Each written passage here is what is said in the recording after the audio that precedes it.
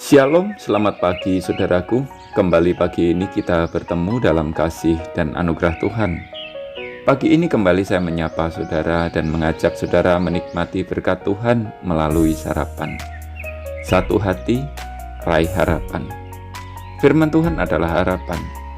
Dan firman Tuhan pagi ini saya akan membaca dari Lukas pasal 12 ayat 28.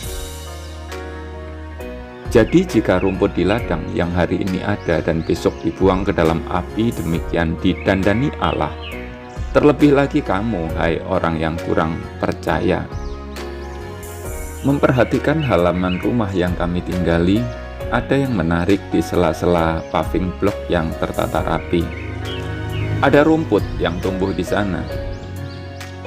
Saya mencoba melihat sekeliling, dan di tempat yang lain ada lagi rumput yang tumbuh di sela-sela batu paving itu. Sebenarnya hal tersebut tidak terlalu mengherankan karena kita tahu bahwa rumput dapat tumbuh di mana saja, sekalipun tempat yang sangat sedikit tanahnya. Malah saya pernah menemukan ada rumput yang tumbuh di tembok yang retak. Mengagumkan ya rumput itu. Ayat yang kita baca tadi juga membicarakan tentang rumput, yakni rumput yang hari ini ada dan besok dibuang ke dalam api. Saya mencoba merenungkan bagian itu dan saya dapati bahwasanya Tuhan tidak memandang jelek atau mengatakan sesuatu yang negatif tentang rumput.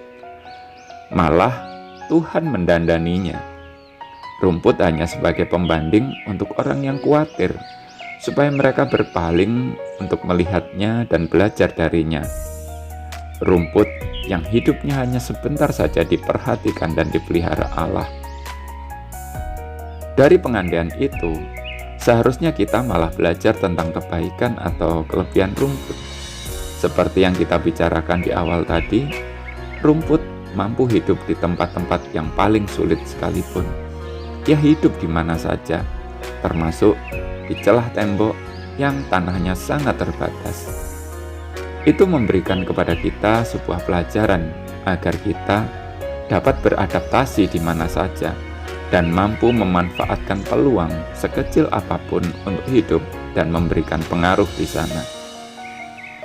Satu lagi pelajaran berharga yang saya dapati ketika memperhatikan rumput adalah manfaatnya. Rumput akan bermanfaat bila dalam jumlah banyak. Jika hanya satu tanaman saja, rumput tidak terlalu berharga, kurang bermanfaat, dan tidak indah. Coba perhatikan taman. Jika seluruhnya ditutup rumput, akan terlihat cantik. Beda jika hanya tumbuh 1-2 biji saja. Begitu juga ketika dijadikan makanan ternak, pasti rumput dibutuhkan dalam jumlah banyak. Oleh karena itu, baiklah kita belajar seperti rumput yang berfungsi maksimal ketika bersama-sama. Seringkali kita ingin berprestasi sendiri, kita ingin memiliki pencapaian sendiri. Bahkan kalau kita berhasil, lebih senang kita mengatakan, ini usahaku, ini jerih lelahku, dan berusaha meniadakan peran orang lain dalam hidup kita.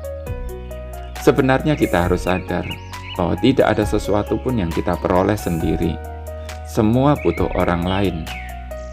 Bahkan dalam perlombaan sekalipun, kemenangan kita butuh orang lain yang kalah. Tanpa orang-orang lain yang jadi peserta, kita tidak mungkin menjadi juara. Jadi pada dasarnya, rumput juga mengajar kita untuk rendah hati dan menghargai komunitas. Karena hanya bersama mereka, kita dapat memaksimalkan fungsi kita. Selamat pagi saudaraku, selamat beraktivitas. Tuhan memberkati. Jangan lupa sarapan.